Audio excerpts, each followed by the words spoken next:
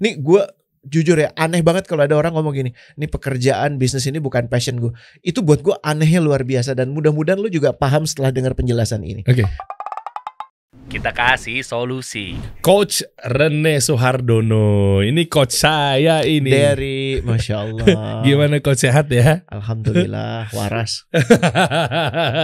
Ini Dari kalau apa kabar? Baik, alhamdulillah. Sambil ngopi boleh? Sambil ngopi nyantai di sini, sambil baca buku juga boleh nih. Kita tinggalin aja podcastnya. Bosen gue yang nulis. Teman-teman, ini Coach Rene akan bagi-bagi 3 buku, 3 aja. Saya mah aneh kalau nggak dipegang, ya nggak. Ada 3 buku ini luar biasa nih.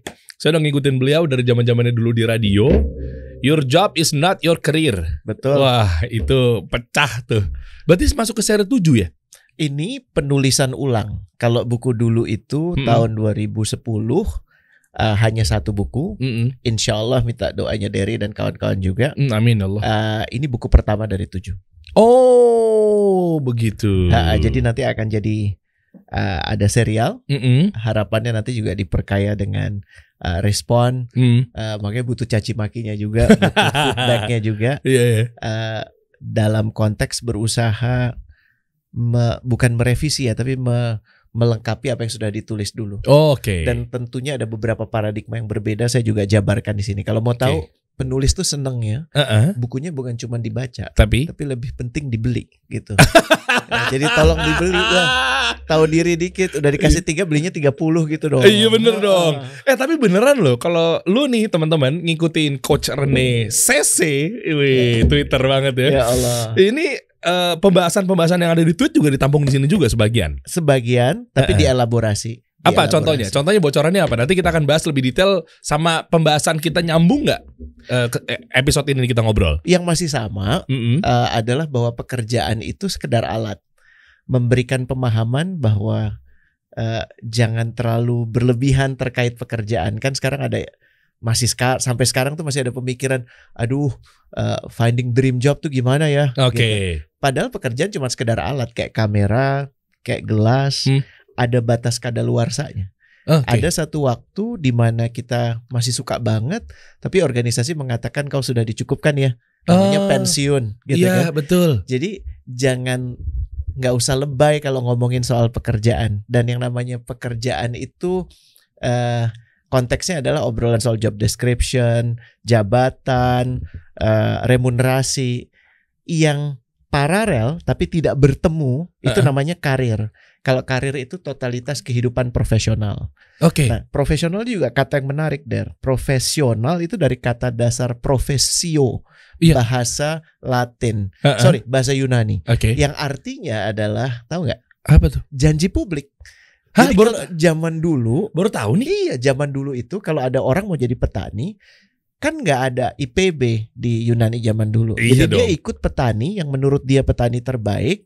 Kemudian dia belajar aja, ngenger gitu ya. Ngenger apa tuh? Ngenger tuh bahasa Jawa yang ngikutin. Nyantri. Nyantri itu nempel. Jadi lo ngikutin Pak Tani bangun jam berapa, rutinnya apa, kenapa dia melakukan itu, setahun, 2 tahun, 3 tahun, 4 tahun, 5 tahun, mungkin 7 tahun. Setelah itu Pak Taninya bilang, you ready, yuk ikut gua. Terus dibawa ke biasanya hari Ahad atau hari Sabtu ke pasar, di mana mereka kan nggak setiap hari ya pasarnya. Terus si anak yang tadi belajar itu menyampaikan janjinya di depan orang-orang tercinta dia. Di depan calon marketnya dia bilang bahwa saya sudah menjalankan peran saya untuk belajar dan sekarang saya akan menjadi petani sepenuhnya dan Pak Tani akan memberikan endorsement. Itu profesio. Dari situ. Jadi profesional itu bukan urusan dibayar doang, tapi apakah lo memegang amanah akan janji lo. Menarik ya? Iya menarik ya. Nah, karir itu totalitas kehidupan profesional, di mana yang dipentingkan di situ. Dan ini koreksi di buku kedua yang tidak dibahas di buku pertama. Kalau buku pertama, buku awal dulu gue banyak membahas tentang passion. Di sini gue akan mengatakan passion tuh penting. Tapi anak tangga pertama, jangan lupa ada anak tangga lain, men. Ya? Dan proses yang paling penting dalam karir itu adalah mengenal diri sendiri. Ini celaka. Karena banyak orang mengklaim dia kenal dirinya, tapi sebenarnya yang dikenal itu hanya ambisinya, hanya nafsunya. Ya, gue pengen jadi apa? Gue pengen menjadikan usaha gue ini senilai triliunan dolar, atau apapun itu, pengen, mau, ambisi. Tapi dia lupa aspirasi lo yang sejati apa sih? Aspirasi apa bedanya sama ambisi? Aspirasi itu gini, pertanyaan sesimpel, bedanya ada lo sama gak ada lo untuk dunia ini apa sih? Bedanya ada lo gak ada lo untuk keluarga lo apa sih? Bedanya ada lo sama gak ada lo untuk negara ini apa sih? Jadi konteksnya itu bukan lagi transaksi, tapi value base. Gitu. Kita juga awam kalau bicara kenal diri, selain nafsu dan ambisi, kita awam, nggak paham tata kendali diri. Makanya serampangan aja. Yang penting gue dapat untung gede. Nah, ini yang jadi kendala tuh begitu, coach. Kita bahas satu persatu nih ya. Kita bahas mengenai gimana cara memulai bisnis, ya, mindsetnya apa, niatnya apa, terus bedanya apa sih sama yang namanya passion. Apakah memang passion kita itu sudah sesuai dengan apa yang kita jalankan di karir, di pekerjaan? Soalnya banyak juga stigma anak muda yang iya bilangnya, gue malas kerja di sini, ternyata nggak sesuai passion gue. Iya. Atau kebalikannya tuh ada juga tuh, coach. Misalnya, iya udah nih mau nggak mau sekarang jadi passion gue. Jadi passion yang kebentuk di dalam lingkungan keluarga. Apa sih awal mula langkah dasar ketika kita mau berkarir atau berbisnis itu yang dipikirkan tuh apa? Kenal diri. Paham diri itu nomor satu, yang paling paham tentang lo adalah pencipta lo. Allah Subhanahu wa ta'ala. Jadi lo mesti punya hubungan yang baik dengan pencipta lo. Lah gimana kalau lo mau kenal diri lo tapi lo gak punya hubungan yang baik dengan pencipta lo? Lo ngerasa lo ngerti menggunakan iPhone atau alat apapun yang lo gunakan, tapi lo gak merasa perlu punya pemahaman tentang yang bikin siapa. Jadi pemahaman lo cuma sebatas lo mau makainya apa. Apa yang lo miliki itu sudah diberikan sebaik-baiknya oleh sang pencipta untuk lo bisa berkiprah menjalani hidup lo. Oh iya dong. Sudah diberikan. Tapi kadang-kadang kita kan yang suka songong merasa bahwa hidup gue harusnya, mestinya kena penyakit harusitis tuh. Karena dari itu kasih solusi kayaknya sukses banget. Gue nanti juga akan bikin usaha kasih solusi lebih baik. Gitu, paham gak? Paham. Ya, jadi gue cuman mengingini sesuatu semata karena terpicu oleh orang lain dan tidak menginternalisasinya. Passion apa sih? Passion ya, mau gampang ya, ada beberapa elemen supaya kalau kawan-kawan mulai ada yang ngomong, nih gue jujur ya, aneh banget kalau ada orang ngomong gini, nih pekerjaan bisnis ini bukan passion gue. Itu buat gue anehnya luar biasa, dan mudah-mudahan lo juga paham setelah dengar penjelasan ini. Passion itu terletak pada segala aktivitas. Nomor satu, segala aktivitas. Kalau lo bilang passion gue musik mas, oke, udah berapa aransemen lo bikin? Belum ada. Lo udah ikut tour atau apa musik itu nggak ada. Jadi lo ngapain? Dengerin musik doang. Itu bukan aktivitas. Contohnya tuh ya. Bukan aktivitas. Lo penikmat, lo konsumen. Gitu. Nah, kalau aktivitas itu lo melakukannya. Pada saat gue bilang, oh gue tuh passionate banget sama podcast. Lo udah bikin berapa seri? Kalau lo cuma ngedengerin doang, nggak ada gunanya. Bukan itu. Keren. Aktivitas ya, satu ya. Dua, membuat diri, bukan orang lain. Karena kebanyakan lo kenapa suka ngelakuin ini? Karena setiap kali gue ngelakuin ini, calon mertua gue tuh happy banget. Jadi lo ngelakuin ini tuh karena emang lo suka melakukannya, atau karena orang dipuji? Itu dua hal berbeda loh. Oh iya dong. Karena sering kali kalau kita baru melakukan satu pertama, gue tanya lo deh, Dar, pertama lo bikin podcast ini ngaco gak? Ngaco. Karya pertama siapapun yang kita lihat sebagai jago, karya pertamanya pasti katrok. Pasti. Kenapa? Ya memang itu uji coba pertama. Jadi jangan mendasarkan hasil untuk menetapkan passion gue. Lo baru nyoba kerja sekali, ngerjain itu sekali, nggak ada yang suka, terus lo bilang, ya habis passion gue ngasilin duit. Lo baru ngelakuin sekali. Iya benar. Tapi kalau gue inget, ini coach, zaman-zaman awal siaran, itu hancur banget. Parah. Dan kayak kita disconnect. Kita ngomong sendiri aja dalam pemikiran kita. Kita nggak berusaha untuk connect ke orang-orang yang ada di luar sana. Kan itu butuh proses. Aktivitas ya, satu ya. Membuat diri. Ketiga, merasa berdaya. Gue garis bawahi ya. Merasa berdaya. Kenapa merasa berdaya? Karena dalam kondisi itu lo akan senantiasa dikuatkan, dibisakan, dimampukan, ditambahkan, diberanikan. Lo gak butuh orang lain, dorongan orang lain untuk aku mau tolong motivasi gue dong, gue kayaknya lemes banget. Gak butuh. Kenapa? Karena imbalan terbesar buat mereka yang melakukan pekerjaan sejalan dengan apa yang mereka minati, mereka passionate, adalah pekerjaan itu sendiri, bukan duitnya. Gue yakin lo duduk di sini adalah harapan untuk bisa memperoleh sesuatu, ya.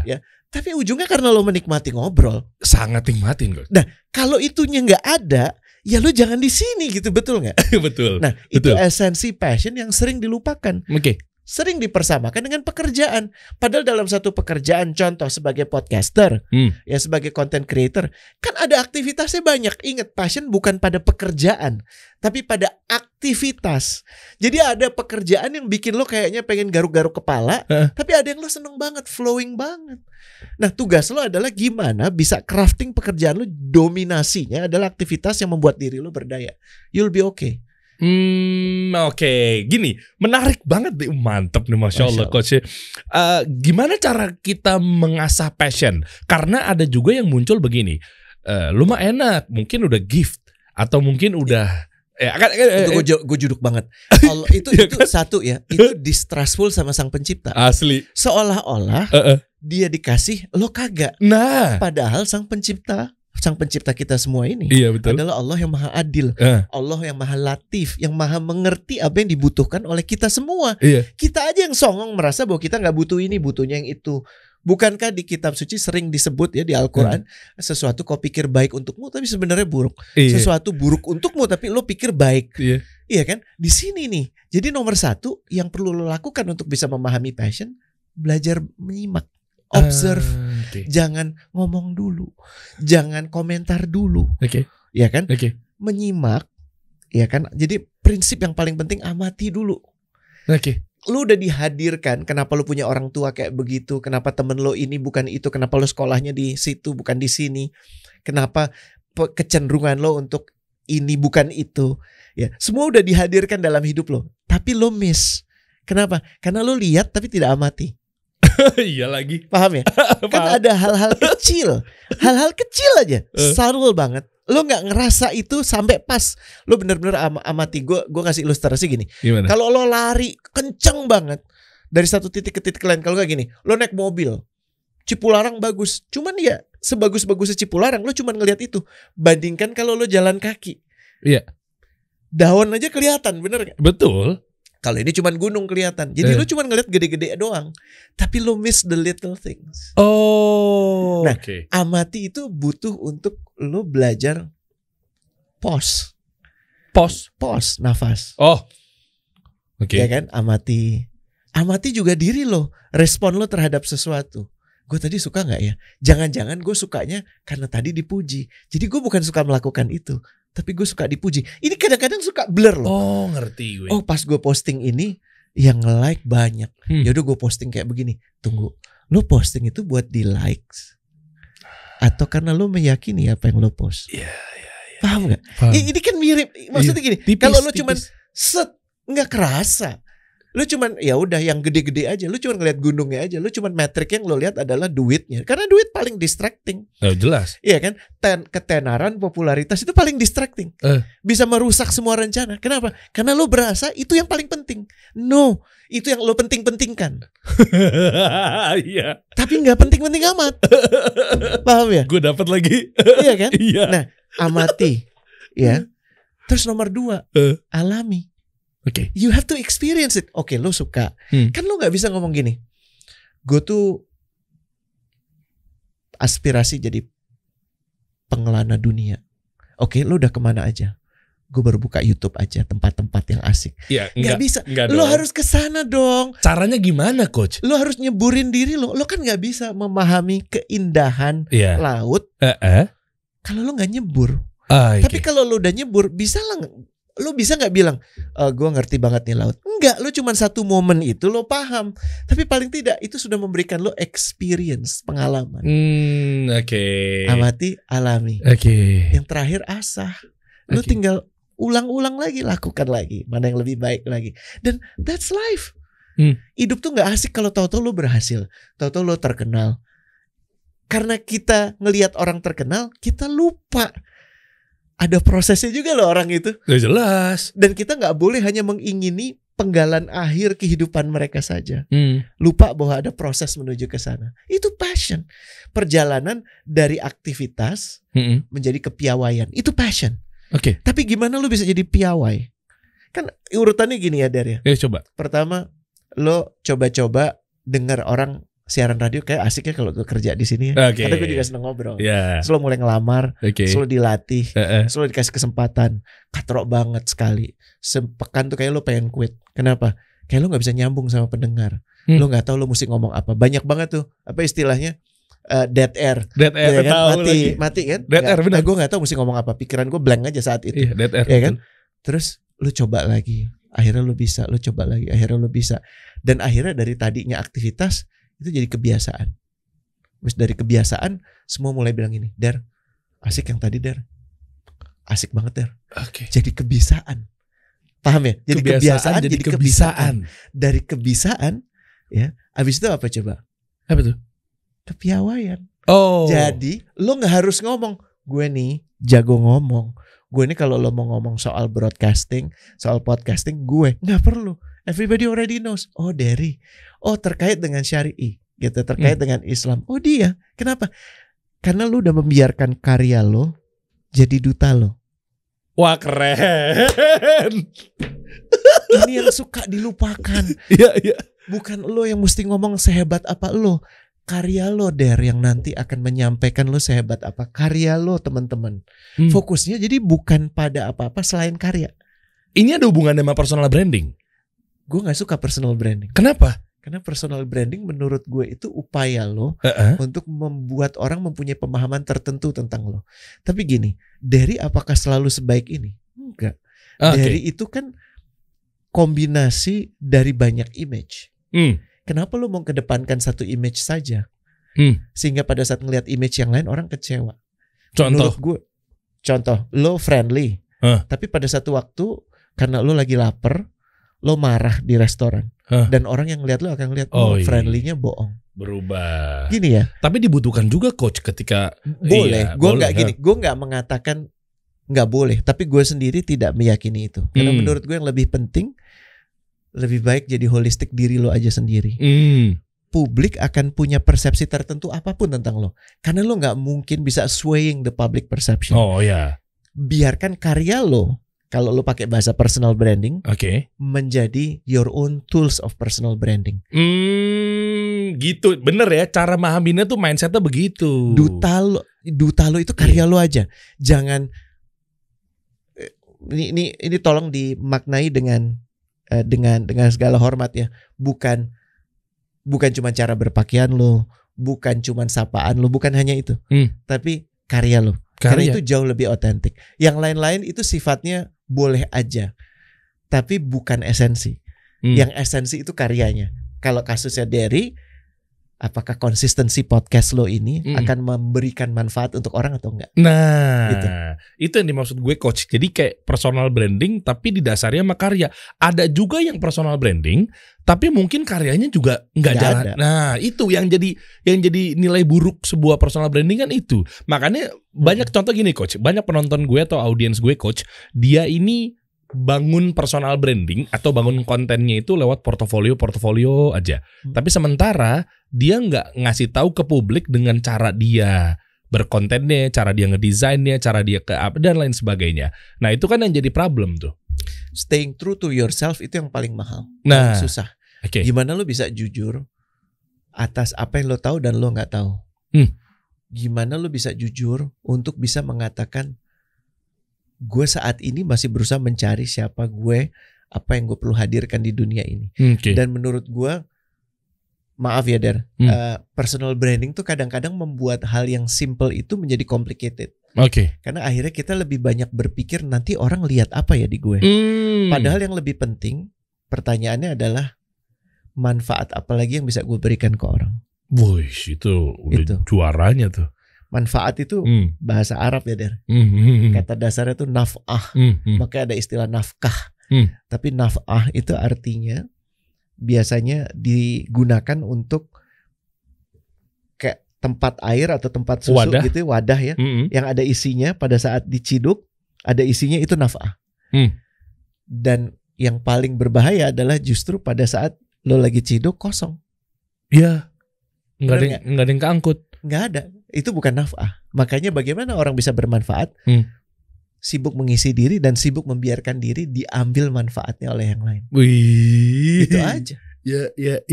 Gitu. Ini ada hubungannya juga ke sama leadership dari sebuah perusahaan. Ada hubungannya ya. Contoh. Semua terkait. Gimana caranya memanage tim agar berjalan dengan lancar, ya, agar KPI tercapai. Kan pasti kan masing-masing itu kan orang-orang taunya ya udah nih punya pegawai kasih KPI aja, tinggal appraisal aja ntar. Nah kayak gitu-gitu tuh. Terus cara bentuk passion biar mereka juga jadi lebih happy. Soalnya ada loh misalnya rata-rata kerja mereka sama kita nih, tapi ujung-ujungnya mungkin karena memang mindset utamanya adalah cuan. Nah gimana cara sih, banyak loh teman-teman yang punya tim terus agar kuat gitu loh building timnya. Gimana coach? Bahasa Indonesia tuh indah banget, membedakan antara pemimpin dengan pimpinan.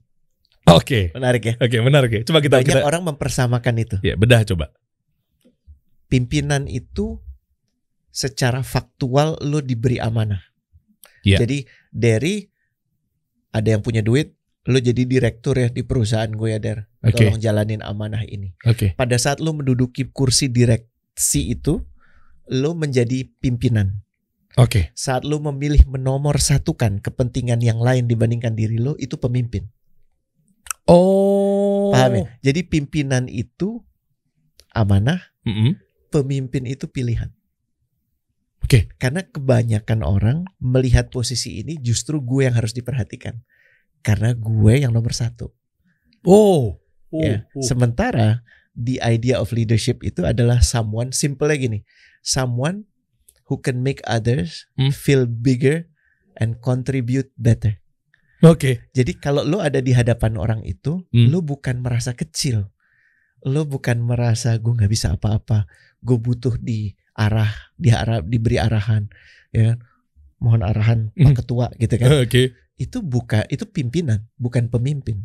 Karena kalau pemimpin, yang akan datang ke dia adalah orang-orang yang kemudian dengan serta-merta bisa menyampaikan ide, pemikiran, dan dia merasa lebih bisa, lebih mampu. Orang-orang ini, kalau kita pakai karya klasiknya Pak Jim Collins, Good to Great, dia meneliti 1.400 lebih perusahaan di Fortune 500 companies, perusahaan-perusahaan paling kinclong di Amerika Serikat, dalam kurun waktu 40 tahun lebih. Lo ngebayang gak? Jadi dia ngelihat kinerjanya bukan hanya satu waktu, tapi selama 40 tahun. Dari 1.400 perusahaan itu didapati hanya 11 perusahaan yang masuk kategori awesome companies. Kok bisa?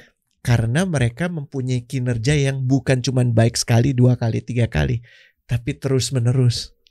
Dan ditunjukkan bahwa ke-11 perusahaan ini tanpa kecuali ya Der, dipimpin oleh pemimpin yang istimewa.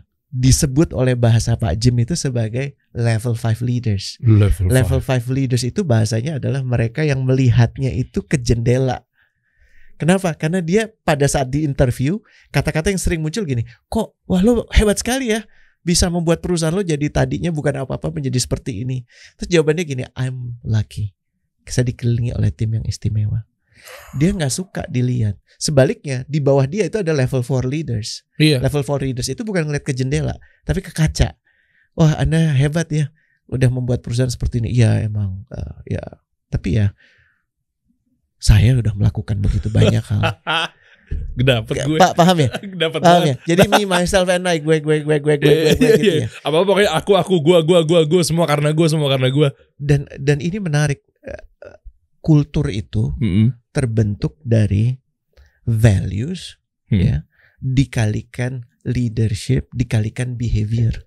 Bentar. Ini aduh, kalau nggak ada pulpen nggak? Ini menarik loh buat teman-teman loh. Kultur, budaya. Jadi banyak yang bilang gini, kalau kawan-kawan di BUMN kan lagi mengusung values akhlak namanya. Ya. Apakah values itu budaya? Belum tentu. Kenapa? Karena itu yang diharapkan terjadi. Rata-rata orang menghendaki values yang baik, tapi yang terjadi bisa jadi berbeda. Jadi nggak bisa, values itu dibutuhkan, tapi baru 1/3 bagian.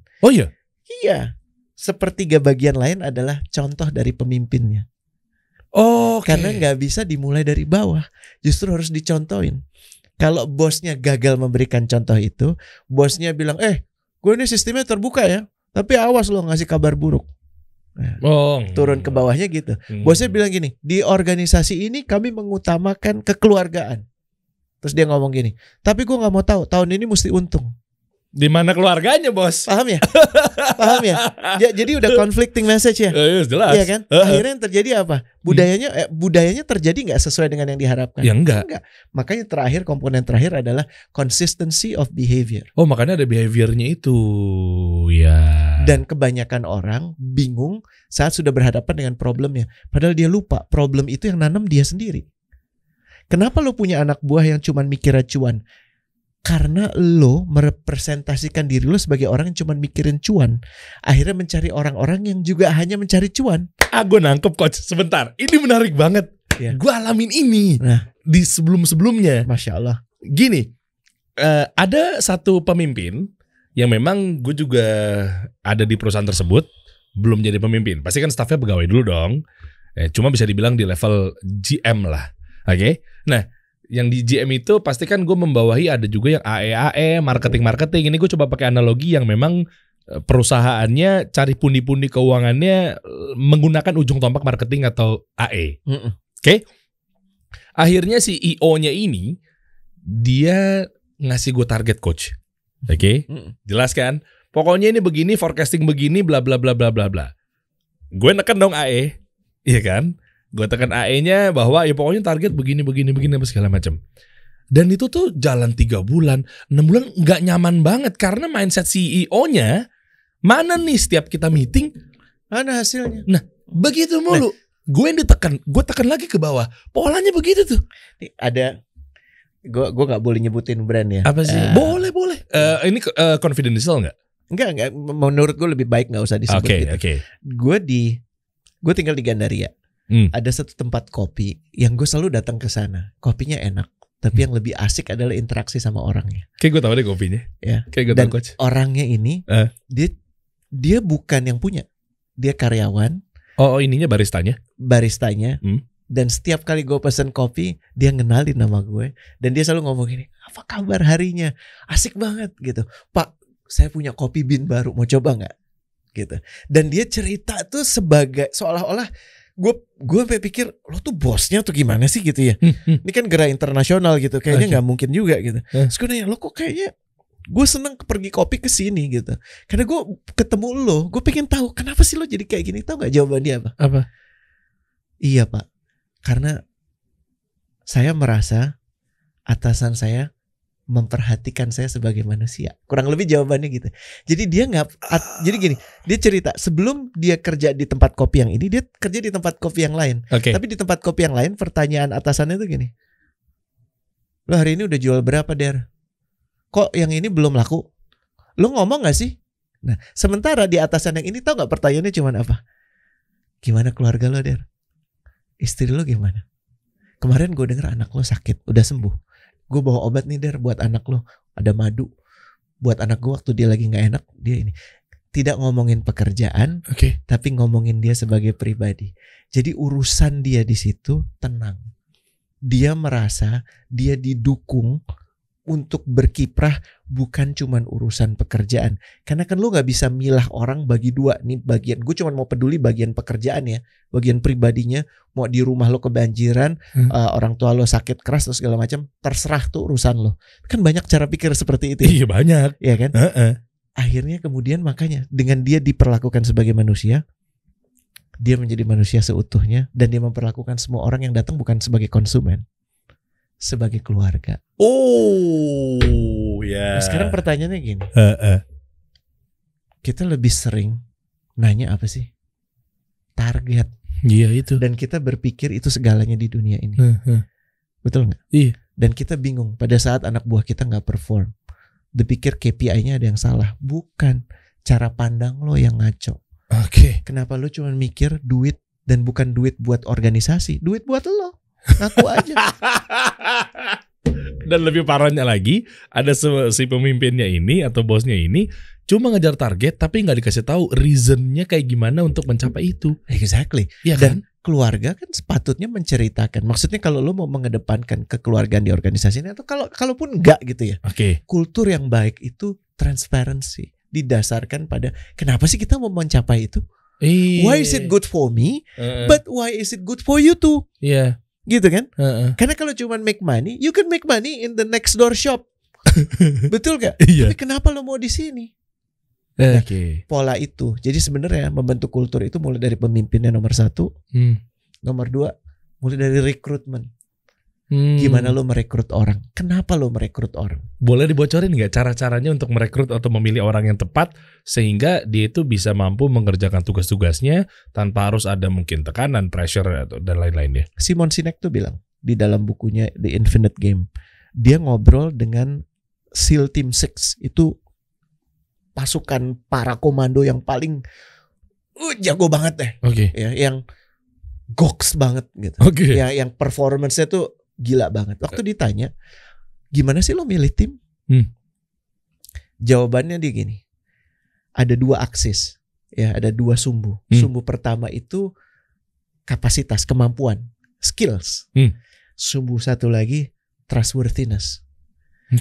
Kalau lo nggak bisa dapat yang paling terpercaya dan skillful, yang lo cari kira-kira buat SEAL team ini ya, kalau lo ngebayang ya, orang yang skillnya tinggi tapi kepercayaannya rendah, atau skillnya rendah kepercayaannya tinggi. Nih menarik. Ulang dikit. Seru. Sumbu 2 ya. Kita cari.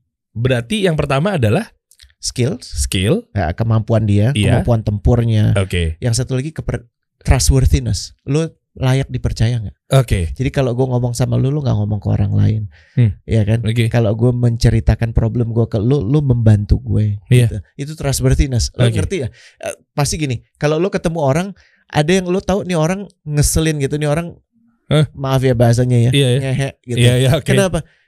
Karena dia pinjam duit dia lupa, gitu. Nggak dipercaya kan? Iya kan? Tapi for some reason dia masih ada dalam kelompok itu. Ini orang yang tidak dipercaya. Nah, si SEAL team ini pada saat dia harus memilih orang, dia pilih yang mana kira-kira? Orang terpercaya tapi skillnya tidak terlalu bagus, orang yang skillnya bagus tapi tidak terlalu terpercaya. Kayaknya yang pertama deh. Yang mana tuh?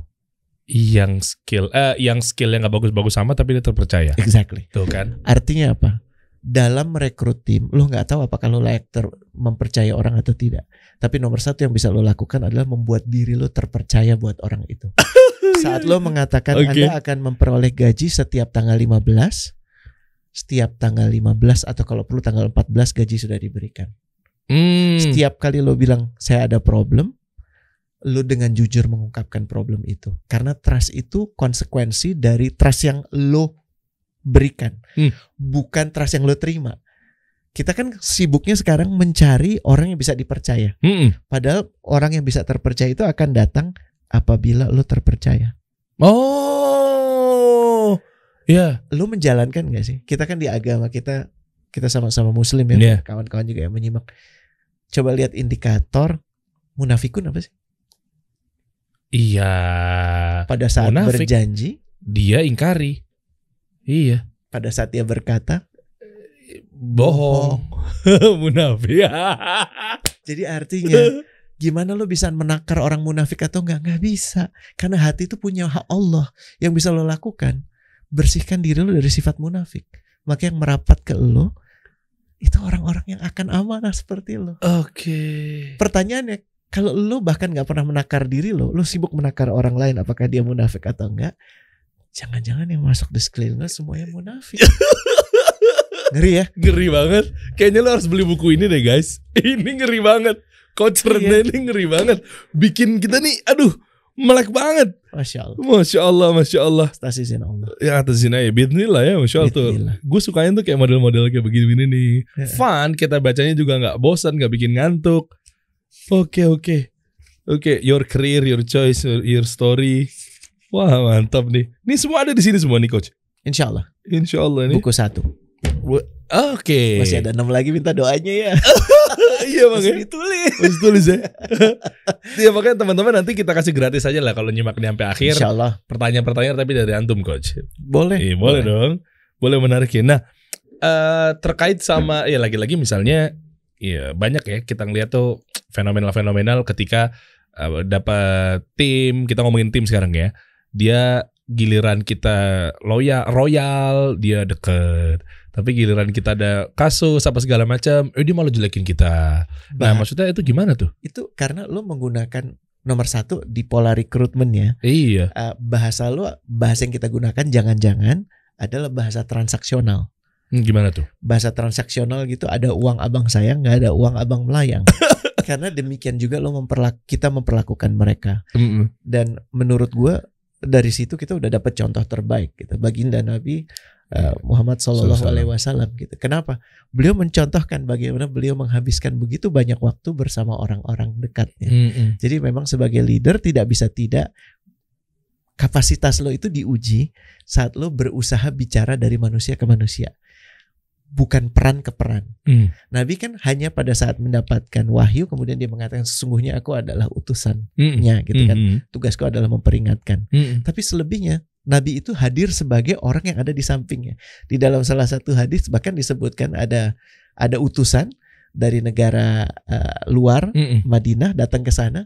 Pada saat dia datang ke satu forum ya untuk berhadapan dengan Nabi sebagai pimpinan politik, ya pemimpin politik kala itu, dia tidak bisa membedakan mana yang Nabi Muhammad dan mana yang lain-lain. Sehingga bahkan dia menyampaikan suratnya itu ke Abu Bakar. Salah, iya. Salah. Artinya apa? Tugas lu bukan tampil beda, men. Tugas lu adalah tampil bersama. Dan bahkan memberikan kesempatan untuk mereka yang mendapatkan penghargaan, mereka yang mendapatkan sorotan perhatian. Itu tugas lu.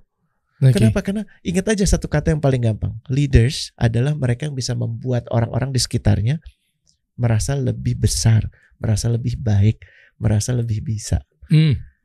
Lu udah melakukan itu belum? Salah satu orang keren banget ya, mendiang pendiri Astra, Pak Willem Surajaya. Seumur hidup beliau, konon yang saya dengar itu dihabiskan dalam sepekan tuh 3-5 hari setiap hari ya, jadi bisa-bisa ya untuk datang ke rumah karyawannya, mulai dari yang direksi sampai office boy. Yang bener coach. Yes, datang ke rumahnya, tau nggak dia bawa hadiah dari Astra. Dia cuma ngomong gini, kalau ini ke ibunya, kalau masih anak muda, atau ke istrinya atau ke suaminya, cuma bilang, ibu saya William, saya pendiri Astra, saya hendak mengucapkan terima kasih karena mendukung anak ibu bekerja di sini, mendukung suami ibu bekerja di sini. Jadi pertanyaan, berapa sering kita mampir ke rumah anak buah kita sebelum pandemi lah ya. Dan nanti setelah pandemi apakah kita niatkan untuk itu? Karena bagaimanapun di kultur ini itu sangat bentuk penghargaan yang paling tinggi. Pendiri organisasi lo datang ke rumah lo. Sebentar, Dimput, Anda mau saya datang ke rumah Anda dengan bawa apa? Mobil, motor? Anda bisa bayangkan ya. Dia mau.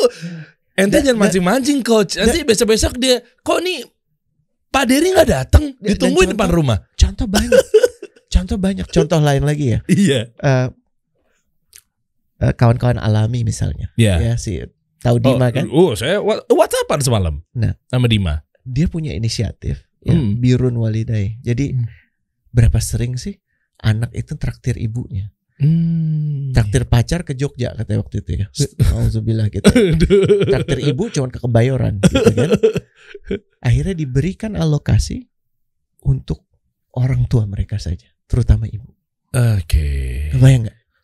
Jadi organisasi ngasih bonus bukan untuk 1, 2, 3, untuk semua karyawan, tidak dipakai apapun kecuali untuk ibu atau orang tua mereka.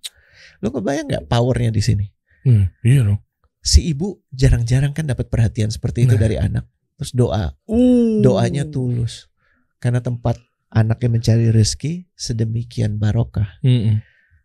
Satu organisasi yang tadinya cuma minta doa ibunya, si pendirinya, sekarang 300 ibu mendoakan. Nah, ini ruang kreatif yang menurut gue pandai-pandainya kita mengungkap itu gitu ya. Tapi kalau ingin membentuk tim yang baik, ya diawali dari diri sendiri gitu. Kitanya gimana nih? Masya Allah. Nice. Minum dulu coach. Minum dulu. Berat nih, ya Allah. Berat deh. Bismillah. Ini kalau udah ngomongin sama Coach Rene ini, aduh panjang banget. Iya kan, Masya Allah semua karena Allah. Nah, tapi gini, kita sepanjang tadi ngobrol, mungkin teman-teman belum tahu nih. Sebenarnya coach ini dulunya nih ente nih apa, ngapain, bina berapa perusahaan. Kan sempat bangun bisnis di tempat gua nongkrong dulu tuh di Ancol. Ketahuan deh. Aduh. Boleh gue sebut gak? Boleh. Ini teman-teman ya, ini kita ambil ibrohnya aja ya. Jadi dulu kalau lu pernah ke Ancol, ada satu tempat nongkrong, Beach Club, man. Ya pandangannya langsung ke pantai dan lain-lainnya. Ada ini lagi apa? Dermaga. Iya. Iya kan? Gue lupa ingat, bener ya Coach? Ada dermaganya. Siapa tak kenal dengan Segara? Waduh, ini dia yang bangun ente kan? Sama kawan-kawan, kami mengumpulkan yang kemudian jadi investor saat itu. Oh, gitu. Jadi berarti ente nih Coach bikin satu perusahaan sebagai jadi sebelumnya ownernya? Iya. Oke. Sebelumnya kan punya beberapa outlet makan. Di mana? Oh, ada namanya dulu tuh namanya Dixie Warung Pasta. Oh, Warung Pasta lo juga Coach? Udah enggak. Yang di Kemang? Iya, udah enggak. Sekarang. Oh iya, gitu. Iya depan IBS apa? Dulu sebelumnya nggak di situ, lebih ke depan, lebih ke dekat-dekat ke McD. Ini yang kedua ini. Oh, gue yang makannya di depan Indonesian Baking School itu. Itu mantan partner gue, Chef Ragil namanya, ada di situ. Okay. Tapi memang gue udah meninggalkan sepenuhnya industri kuliner pilihan sendiri gitu. Kenapa? FMCG atau F&B kan cepat banget perputarannya. Iya, tapi menurut gue waktu bertanya ke diri gue kenapa gue mengerjakan ini, karena gue ingin bantu teman gue yang namanya Chef Ragil itu. Jadi bukan dari dorongan hati gue. Dan selebihnya gue lebih silau sama duitnya. Akhirnya gue kehilangan esensi kenapa gue ngejalanin itu sebenarnya. Jadi gue nggak suka-suka amat membuka bisnis restoran, sehingga lebih bijak untuk kemudian kami sepakat untuk tidak sepakat itu dijalankan oleh partner gue. Jadi dia membeli share gue. Oh, gitu. Oke. Tapi sekarang kemana kabarnya Warung Pasta? Gue udah lama udah lama nggak berinteraksi sih. Insya Allah baik-baik juga ya. Baik-baik. Terus apa lagi yang ini dijalanin? Gue besarnya awalnya tuh di bank. Oke, kan?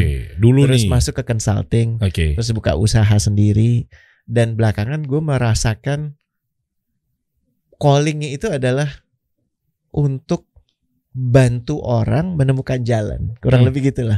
Ya, makanya kemudian istilahnya coach, gue lebih nyaman dengan istilah itu.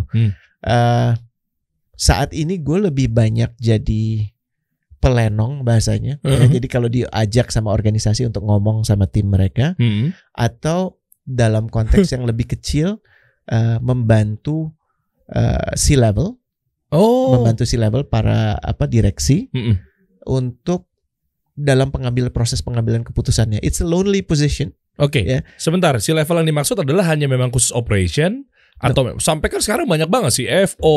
Iya, semua yang chief itu disebutnya C-level. Iya, maksudnya kan? Semua yang dikasih tahu, diajarin, dibantuin, apa memang advisory bahasanya? Iya, advisor ke siapa? C-level yang mana nih? Apa semua? Kan banyak tuh. Sekarang sampai ada CTO juga nih IT. Betul.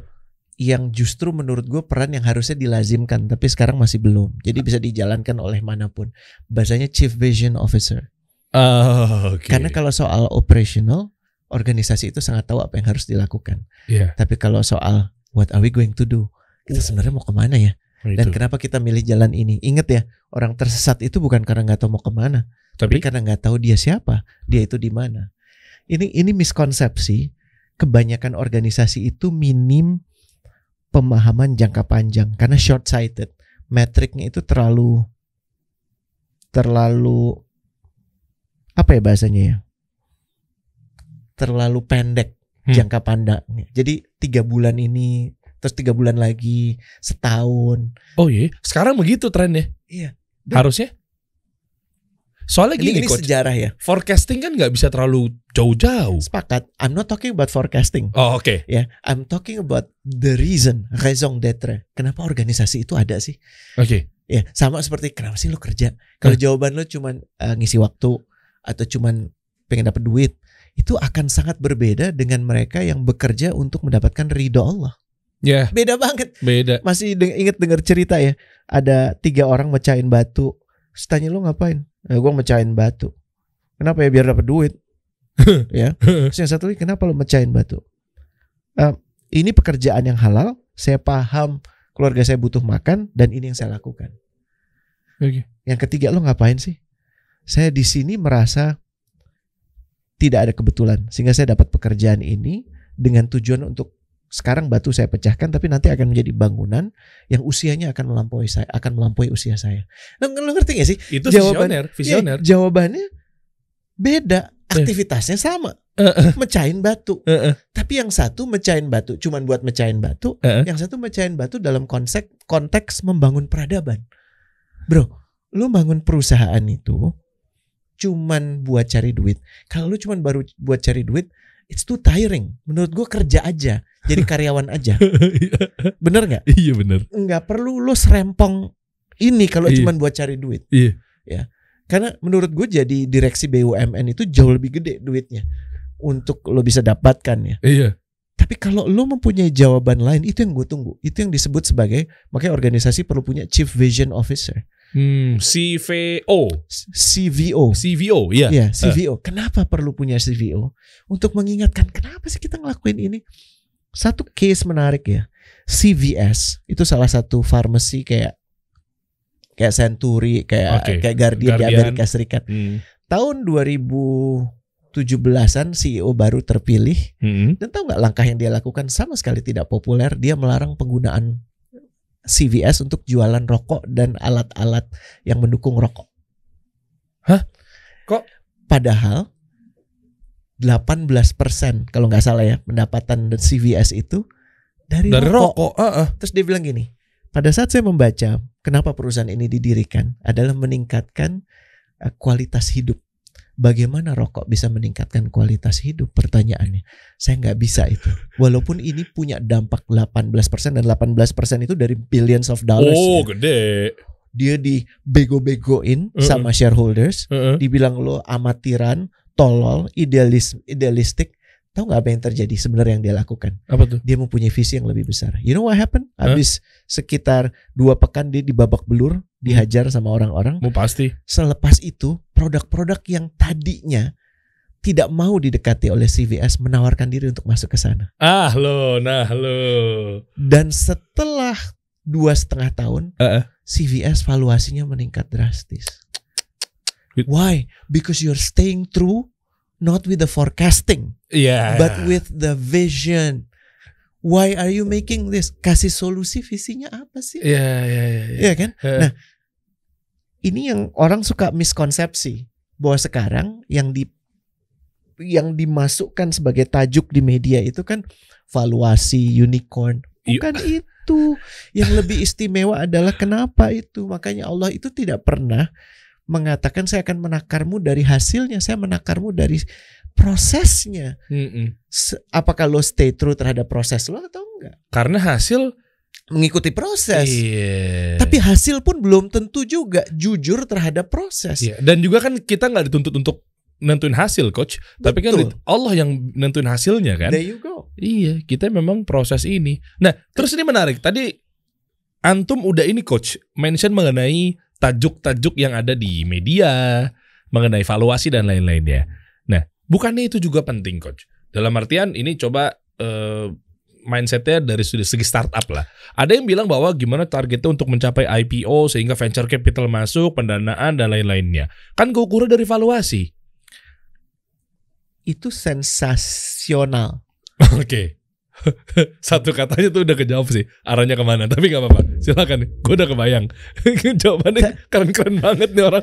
Tapi bisa manfaat, bisa enggak. Gue gak menyalahkan valuasi gede. Gue menyalahkan kalau hanya untuk valuasi. Bedanya ya?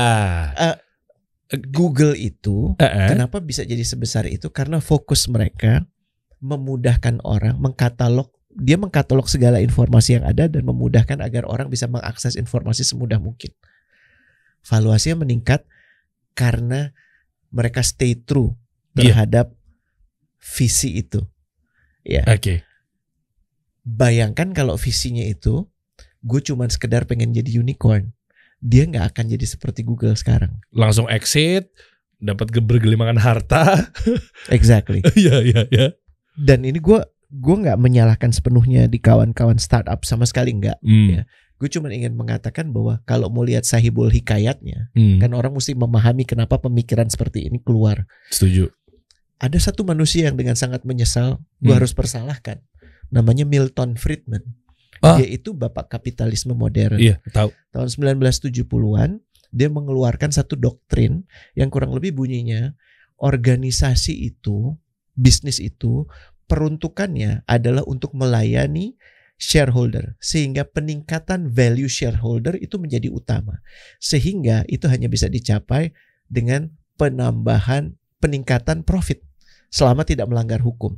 Itu kapitalis. Sorry, bukan. Itu versi Milton Friedman kapitalis. Versi kapitalis sejati yang kan begitu juga cuma untuk denger dulu. Itu Milton Friedman yang kita kenal, yang kemudian tuh kapitalisme itu Milton Friedman. Versinya dia. Iya. Sejatinya konsep kapitalisme itu diangkat oleh siapa coba? Adam Smith. Adam Smith bilangnya berbeda. Adam Smith bilangnya apa coba? Gimana? Kapital itu adalah satu kebutuhan agar produktivitas bisa terjadi, agar apapun yang diproduksi bisa dikonsumsi. Paham ya? Tipis. Misleading nih. Di sini kapital itu, esensi kapitalisme itu sebenarnya sebagai alat agar konsumen mendapatkan apa yang dibutuhkan. Ngelihat fokusnya ya. Kalau yang satu pada shareholder doang nih, yang pemilik kapital. Iya, jelas. Kalau yang satu fokusnya kepada konsumen. Tipis banget sih memang. Dan Adam Smith itu mengusung konsep ini setelah dia mempelajari traktat-traktat sebelumnya. Dan kita juga di agama kita kan kita menghormati kepemilikan pribadi. Dan kita dinyatakan gak boleh lo semua itu ditujukan untuk mendapatkan keuntungan sebesar-besarnya. Gak diajarin, tapi kebermanfaatan. Kebermanfaatan apa? Konsumsi. Lo bikin barang yang dikonsumsi gak? Lo bikin barang yang dibutuhkan gak? Paham ya? Paham. Jadi pada saat barangnya sudah tidak dibutuhkan, you should stop. Udah. Tugas lo bukan creating the needs lo. Sekarang kan yang fast fashion itu setiap 2 minggu ganti. Terus habis itu barangnya kalau nggak dibakar, dibuang. Terus banyak orang yang nggak punya baju. Itu kan sakit. Ini kenapa terjadi? Karena dipengaruhi oleh doktrinnya Milton Friedman. Dapat. Padahal kalau mau kembali ke esensi kapitalismenya, gue bukan jadi pembela kapitalisme. Tapi sebenarnya kalau lo baca, lo ngerti kapital itu cuma sekedar alat. Tugas mereka yang punya excess of income memberikan kapital itu untuk membantu lebih banyak orang mendapatkan konsumsi yang mereka butuhkan. Dengan mempunyai perusahaan yang lebih baik, terkoordinir, produk-produk yang dihasilkan lebih efisien. Paham nggak? Paham. Gini. Ini seru nih guys. Emang coach gue nih. Gini. Tadi lu coach menyinggung ini mengenai sekarang banyak percepatan brand-brand fashion yang memang seminggu trennya ini dia hilang ya, banyak ya, kita sebut saja mungkin dari sisi positifnya ya, H&M, Zara, Topman. Gue punya baju Topman yang mungkin Aztec tribal zaman waktu itu sekarang udah gak keluar lagi tuh, bahkan tuh seminggu 2 minggu. Nah, gue coba sandingkan dengan pola anak sekarang, yaitu apa? Ada istilah marketing sama selling. Nah, gue gak tahu nih nyampe nggak coach. Ya, istilah sekarang yang memang dia memiliki strategi urgensi sehingga orang harus beli dan ada FOMO, ada scarcity, social proof, sehingga orang-orang tuh harus beli untuk mendapatkan itu. Kalau dia nggak ganti nih coach, desain dan lain-lainnya, mana letak urgensinya? Nah, itulah kaidah selling yang sekarang nih, digital marketing. Apa yang mungkin kita kan beda generasi, pengen tahu nih, justru malah kita belajar sama yang generasi sudah duluan gitu kan. Gimana tuh coach? Lo pasti benci jawaban gue. Soalnya gue anak di kubu sekarang. Ini seru banget nih. Wahai manusia, ku sampaikan kepadamu bahwa syaitan itu adalah musuhmu yang nyata. Iya. Iya kan? Sekarang gue nanya, lo butuh gak? Iya kan? Lo butuhnya itu untuk berpakaian atau dilihat keren, atau dilihat sukses. Iya kan? FOMO itu tidak bicara soal kebutuhan primer. FOMO itu bicara soal kebutuhan supaya lo dilihat keren. Oh, jelas. Artinya lo menyibukkan diri lo untuk mendapatkan ridho makhluk lain. Iya. Bukan ridho sang pencipta. Oke. Sehingga gue bisa berkesimpulan bahwa itu adalah waswasnya syaitan. Oke. Dan kalau lo mau berteman silahkan gitu. Tapi menurut gue jangan. Gini. Gue mengikuti baginda Nabi Muhammad SAW. Pada saat beliau meninggal, dari yang gue lihat catatannya, berapa item menurut lo Nabi Muhammad punya? Oke. Ya. 37. 37 ya? 1, 2, coba 3, 4, celana 5, 6. Lu udah ada 6 item di badan lo. Gue di tas gue ada 10 item. Oke. Nabi lo yang bersama gue yang gue ikutin hanya punya 37 item. Apa aja? Baju, terompah, panah. Cuma 37 bro. Oke. Sekarang gue tanya, iseng-iseng ya? Kita lihat di kamar kita, di rumah kita ada berapa item. Sekarang gue tambah lagi ya bebannya ya. Dari masing-masing item situ yang menurut lo membuat lo jadi lebih dekat sama Allah mana? Yang membuat lo jadi lebih jauh sama Allah mana? Yang netral mana? Dah ya, mulai ya. Mulai ngeselin kan? Pertanyaan ketiga, dari yang lo punya item situ, mana yang sudah lo tidak pakai selama setahun terakhir? Waduh, ini ngeselin banget jawabannya. Ya kan? Hey FOMOmers. Dan pada saat lo nggak pakai itu, lo kebayang nggak bahwa itu sebenarnya punya orang lain sebenarnya, haknya orang lain untuk menggunakan itu. Bener. Jadi pada saat lo ngeliat ada orang bajunya compang-camping, pikirkan ada baju lo yang setahun kagak pernah lo pakai. Dan lo masih ngomong FOMO sama gue. Kesel ya. Gimana? Gue mancingnya. Tapi kalau lu banyak FOMO yang nyerang lo gimana, Coach? Oh, silahkan aja. SJW. Karena menurut gue gini. Lo pernah lihat ini gak sih? Dan kartun. Ada ibu, bapak, sama keledai. Kartun apa? Ada kartun, ada ibu, bapak, ada keledai. Scooby-Doo. Bukan keledai. Keledai. Itu kan Scooby-Doo anjing. Sorry. Terus dia bawa keledai. Terus ada orang komentar, bego banget sih tuh pasangan bawa keledai nggak dipakai. Terus di box berikutnya, karena ada orang komentar itu, dua-duanya naik dong si keledainya. Terus ada lagi yang komentar, tega banget sih keledai kayak gitu dinaikin 2 orang. Ya Allah, serba salah. Akhirnya si ibu turun, yang naik bapak. Salah ada lagi bilang, kok yang naik yang laki? Aduh, gimana hak perempuan kalau kayak gitu? Oke. Akhirnya yang naik si ibu. Tukeran. Ya kan? Terus komentar lagi, kan bapaknya lebih tua, kok tega banget sih yang muda yang biarin yang. Sekarang gini, kalau lo mau cari ridho manusia, Sayyidina Ali tuh bilang, komentar manusia tuh sepanjang lidahnya aja. Hari ini dia berseloroh ngomong di Facebook, besok dia udah lupa dia nulis itu. Tapi Allah tidak akan pernah lupa, dan malaikatnya akan selalu mencatatkan. Hati-hati akan apapun yang lo pikirkan, lo ucapkan, lo kerjakan, karena suatu saat akan dimintai pertanggungjawabannya.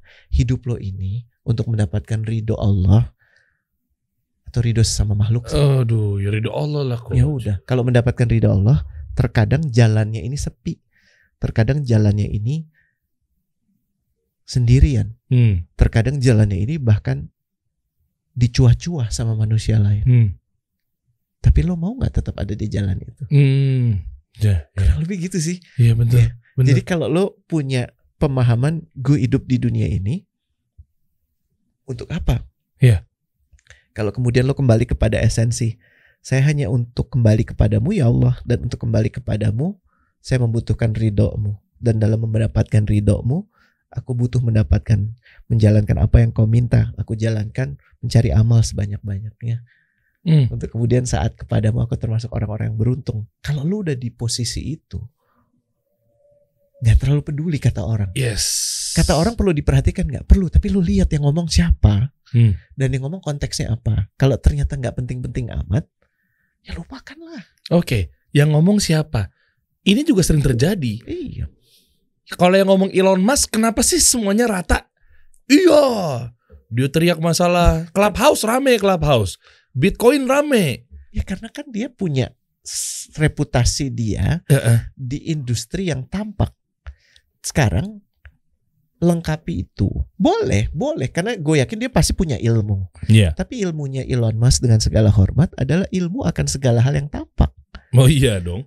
Yang lo mesti pahami bahwa yang tampak itu dikendalikan oleh yang nggak tampak.